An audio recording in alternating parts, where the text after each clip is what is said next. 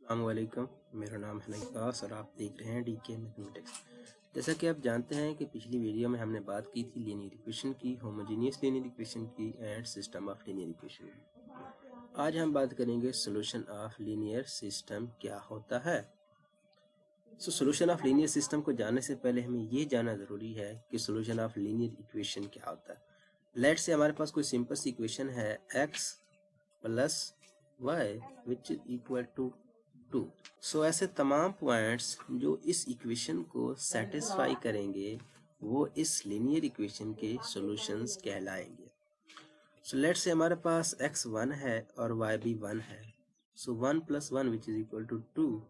सो ये दो पॉइंट्स हमारे इस इक्वेशन को सेटिस्फाई कर रहे हैं, तो इसका मतलब ये है कि इसके जो हमारे पास सॉल्यूशन है 1 1 इसके सॉल्यूशंस हैं। अगर हम x को 3 ले लें, y को -1 ले लें, तब भी हमें 2 मिलेगा। तो उसका मतलब ये हुआ कि 3 और -1 भी इस लीनियर इक्वेशन का सॉल्यूशन है। सो तमाम पॉइंट्स जो किसी भी लीनियर इक्वेशन को सेटिस्फाई करते हैं वो उसके सॉल्यूशंस कहलाते हैं। अब बात रह गई सॉल्यूशन ऑफ लीनियर सिस्टम की। तो लीनियर सिस्टम क्या होता है? एक सेट होता है जिसमें सिर्फ और सिर्फ लीनियर इक्वेशंस होती हैं। सो लीनियर इक्वेशन का सॉल्यूशन क्या होगा?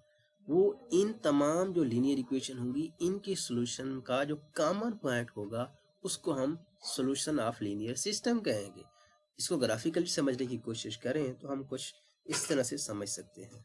ये हमारे पास दो जो हैं ग्राफ आ रहे हैं। ये एक स्ट्रेट लाइन है मीन टू से लीनियर इक्वेशन, और ये दूसरी स्ट्रेट लाइन है दूसरी लीनियर इक्वेशन की। सो अगर हम गौर करें तो इन दोनों में कोई भी कॉमन पॉइंट नहीं है। सो इसका मतलब इसका कोई भी सॉल्यूशन नहीं। एक लीनियर इक्वेशन का ग्राफ है और ये दूसरी लीनियर इक्वेशन का ग्राफ है। तो यहाँ पर एक पॉइंट ऐसा आ रहा है जो दोनों में कॉमन है। सो इसका मतलब ये हुआ कि इसका सिर्फ और सिर्फ एक सॉल्यूशन एग्जिस्ट करता है। इसका कोई भी कॉमन पॉइंट नहीं था, सो इसका कोई सॉल्यूशन नहीं था। इसका एक पॉइंट कॉमन है, सो इसका एक सॉल्यूशन है। अब हमारे पास ये दोनों लाइंस जो हैं एक दूसरे पे आ रही हैं, देखिए ना, ये लाइन भी ऐसे ही है और दूसरी लाइन भी इसके ऊपर है।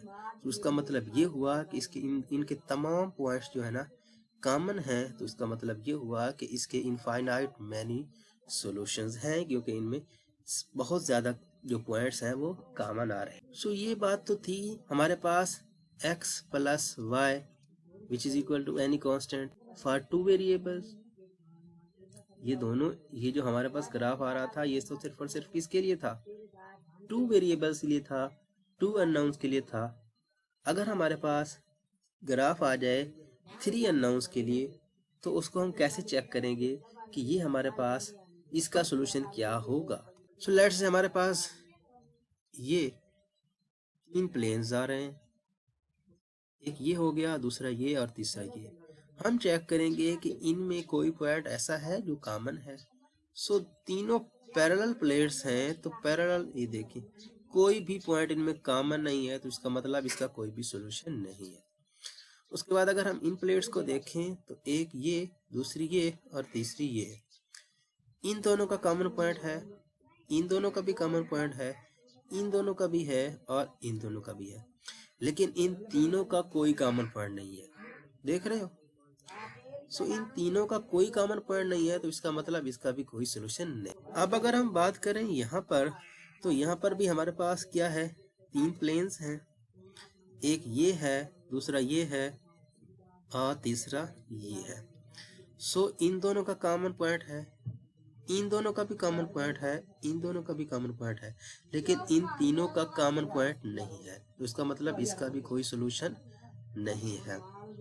अब दो प्लेन्स तो हमारे पास सेम आ रहे हैं, एक दूसरे के साथ कोइंसाइड है, लेकिन तीसरा प्लेन इसके पैरेलल है और थोड़ा दूर है, तो इसका मतलब ये हुआ कि इनका भी, इन तीनों का भी कोई कॉमन पॉइंट नहीं है, तो इसका मतलब का भी कोई सॉल्यूशन एग्जिस्ट नहीं करता है। अगर हम इसको देखें तो यहाँ पर हमारे पास बेसिकली 3 प्लेन है, एक ये, दूसरा ये और तीसरा ये। अगर हम गौर करें तो इन दोनों के ये कॉमन पॉइंट्स है सारे जी, इन दोनों के भी ये सारे कॉमन पॉइंट्स हैं। इन तीनों का जो कॉमन पॉइंट है वो सिर्फ और सिर्फ क्या है, एक है, और वो ये है। सो सिर्फ और सिर्फ एक पॉइंट है इनका कॉमन, इसका मतलब ये हुआ कि इसका एक और सिर्फ एक ही सॉल्यूशन एग्जिस्ट करता है। उसके बाद अगर हम बात करें इन तीनों प्लेन्स की, तो एक ये, दूसरा ये और तीसरा ये। तो ये तीन प्लेन्स हैं और तीनों का जो कॉमन एरिया है वो ये है जी। उसका मतलब ये हुआ कि इनफाइनाइट मैनी कॉमन पॉइंट्स आ रहे हैं, तो उसका मतलब ये हुआ कि इनफाइनाइट मैनी सॉल्यूशन होंगे इनके।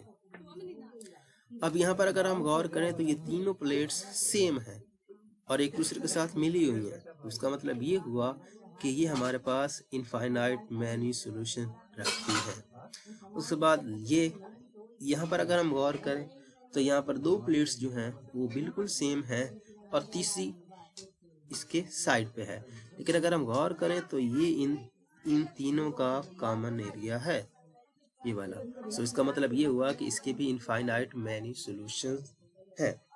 इन तमाम ग्राफ को देखें तो हमने क्या नतीजा खज किया है, हमने देखा है कि हमारे पास जो लीनियर इक्वेशन होती है उसके तीन पॉसिबिलिटीज हो सकती हैं। एक तो उसका एक सॉल्यूशन हो सकता है, उसका सॉल्यूशन नहीं हो सकता, और तीसरी जो बात उसके इनफाइनाइट मैनी सॉल्यूशंस हो सकते हैं। इससे चौथी कोई बात नहीं है। तो यहाँ तक तो हमने बात कर ली कि सॉल्यूशन ऑफ लीनियर सिस्टम क्या होता है। अब हमारे पास बारी आती है ऑर्डर ऑफ एन टुपल की। ऑर्डर ऑफ एन टुपल क्या होता है? हमारे पास जो लीनियर इक्वेशन होती है ना, let say x plus y which is equal to 10 था, फर्ज कर लेते हैं कि ये भी अब तो लीनियर इक्वेशन है। इनमें जो अननोन्स आ रहे हैं वो दो हैं, तो उसका मतलब ये हुआ कि इसका ऑर्डर 2 टुपल है। इन द सेम वे अगर हमारे पास कोई ऐसी इक्वेशन है जिसमें हमारे पास अननोन्स 3 आ रहे हैं, let's say x by z which is equal to 5, ये भी एक लीनियर इक्वेशन है, इसमें अननोन्स आ रहे हैं 3, सो इसका होगा वो होगा 3 टुपल। ठीक है, सो जितने इसके अननोन्स होंगे वही उसका ऑर्डर होगा लीनियर इक्वेशन का। ठीक है ना। उसके बाद बात आती है कंसिस्टेंट लीनियर सिस्टम की, अनकंसिस्टेंट लीनियर सिस्टम की। तो कंसिस्टेंट लीनियर सिस्टम क्या होता है? पीछे हमने देखा कि हमारे पास जो लीनियर सिस्टम था उसका कोई ना कोई सॉल्यूशन आ रहा था, उसका कोई सॉल्यूशन एग्जिस्ट नहीं कर रहा था, उसका एक सॉल्यूशन आ रहा था या फिर इनफाइनाइट मैनी सॉल्यूशंस आ रहे थे। सो ऐसा सिस्टम जिसका एक या एक से ज्यादा सॉल्यूशन एग्जिस्ट करें उसको कंसिस्टेंट लीनियर सिस्टम कहते हैं। कम से कम एक या एक से ज्यादा सॉल्यूशन आए किसी भी सिस्टम के तो उसको कंसिस्टेंट लीनियर सिस्टम कहते हैं। और ऐसा सिस्टम जिसका कोई सॉल्यूशन एग्जिस्ट ना करे उसको कहते हैं अनकंसिस्टेंट लीनियर सिस्टम। उसके बाद हमारे पास आता है पैरामीटर। सो पैरामीटर क्या होता है? पैरामीटर बेसिकली जब हम किसी वेरिएबल को, किसी अननोन को किसी थर्ड वेरिएबल या अननोन से चेंज करते हैं तो उसको उसका पैरामीटर कहते हैं। लेट से हमारे पास ये ही इक्वेशन है या फिर ये इक्वेशन है, सिंपल फॉर्म ले लें। सो यहाँ से अगर हम x की वैल्यू निकालें, x which is equal to 10 minus y, ये आएगी ना। अगर हम y को किसी वेरिएबल से, अनदर कांस्टेंट से या फिर किसी भी टर्म से चेंज करते हैं, लेट से हम y को r में चेंज करते हैं, x mine which is equal to 10 minus r, so r जो होगा y की जगह पे इस्तेमाल होगा। सो इस r को इस y का पैरामीटर कहेंगे कि y की जगह पे हमने r रखा, सो ये हमारे पास y का पैरामीटर है क्योंकि y की जगह पे ये इस्तेमाल हुआ है। सो उसके बाद पैरामीट्रिक इक्वेशन। सो ये वाली जो इक्वेशन बनी है इस इक्वेशन को पैरामीट्रिक इक्वेशन कहेंगे। जो जिसको चेंज किया है जिसकी जगह पे उसको उसका पैरामीटर कहेंगे, और ये जो पूरी इक्वेशन होगी इस इक्वेशन को पैरामीट्रिक इक्वेशन कहेंगे।